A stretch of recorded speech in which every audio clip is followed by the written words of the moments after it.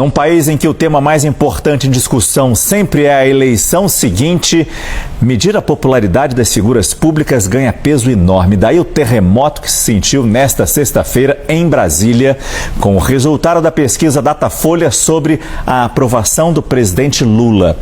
O número de entrevistados que consideram o governo Lula como ótimo ou bom foi de 35% na pesquisa feita no dia 17 de dezembro para 24%, quando a gente compara as duas últimas pesquisas do Datafolha.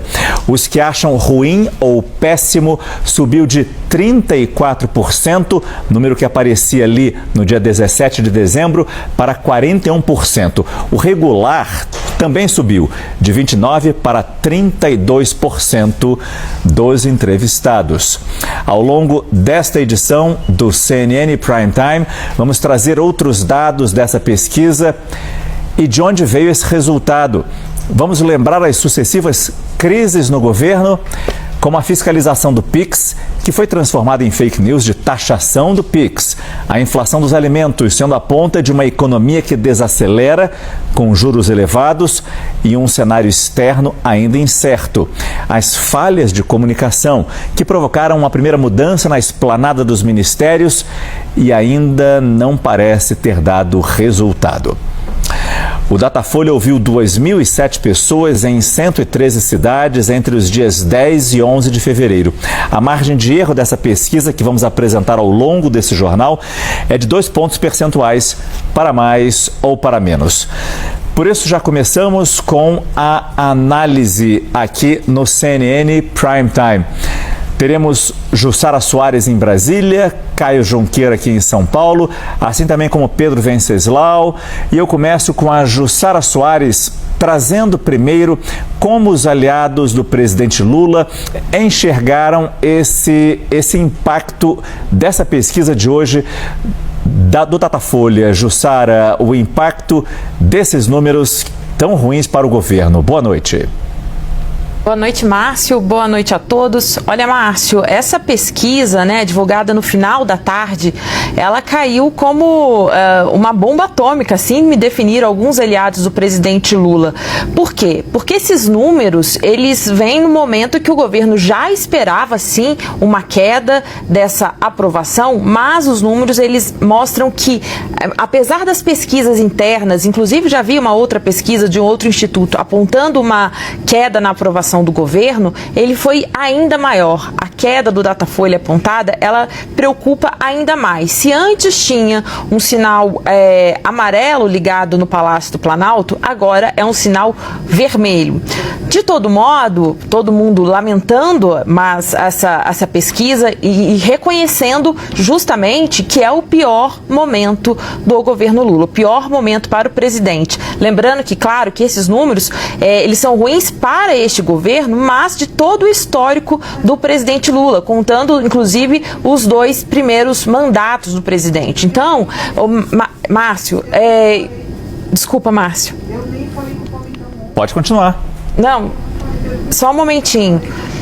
Quer que eu passe para o Caio? Por favor. Não tem problema nenhum. Caio, é importante ter você aqui no estúdio com a gente para trazer também a sua visão, porque desde a pesquisa Quest, que já mostrava uma queda na popularidade, como a Jussara colocou, já tínhamos um sinal amarelo.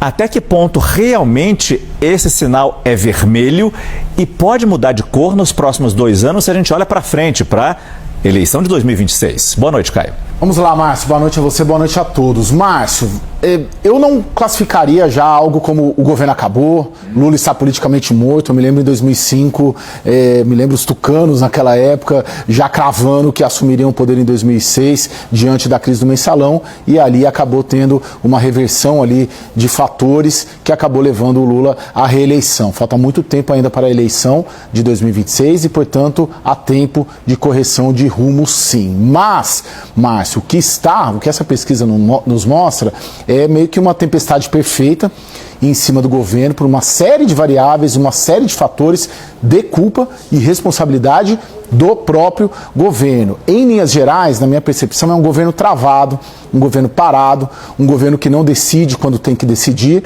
um governo que não tem humildade para corrigir rotas e rumos, como na economia, Um governo que não tem coragem para decidir sobre questões controversas, por exemplo, sobre a margem equatorial brasileira, um tema que está há 2 anos parado.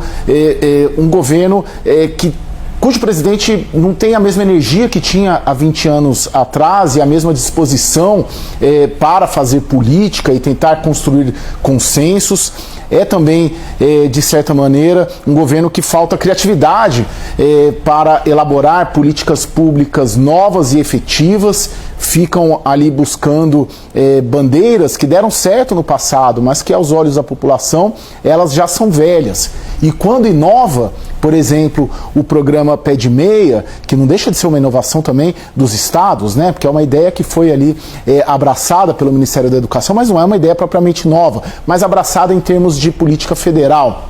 Ela teve uma engenharia ali deficitária, problemática, e correu o risco, como a gente viu no julgamento dessa semana do Tribunal de Contas da União, de ser suspensa e de sair de jogo. Ou seja, tem uma série de problemas dentro do governo que acaba toda essa máquina, essa engrenagem travando, não decidindo, o país não andando, e aí isso acaba tendo essa percepção. Sem falar nas declarações do presidente, sem falar de quando o governo pretende entrar em determinados assuntos que não tem expertise, não tem tamanho para entrar, por exemplo, guerra da Ucrânia, por exemplo, na questão árabe-israelense, sendo que tem uma ditadura aqui do lado da Venezuela, que a gente também não consegue resolver, porque as estratégias que foram feitas ali foram equivocadas. Então é um problema de dentro do governo. Não me convençam, não vão me convencer de que se trata de um problema de comunicação. Governos frágeis, governos fracos atribuem os seus problemas à comunicação. O problema, ao meu ver, não é da comunicação, é do produto, Márcio. E aí, Pedro Venceslau, boa noite também. Como é bom ter você aqui com a gente no CNN Prime Time. A gente vê que a maior queda, e a gente vai trazer esses números detalhados daqui a pouco, mas uma queda muito grande entre os próprios eleitores do presidente Lula. Uma queda de popularidade no Nordeste. Primeiro, a explicação de como isso acontece nessas regiões onde o PT sempre foi muito forte, mas já aparecia uma queda, é verdade, na pesquisa Quest. Mas quais são os alvos do PT para tentar reverter?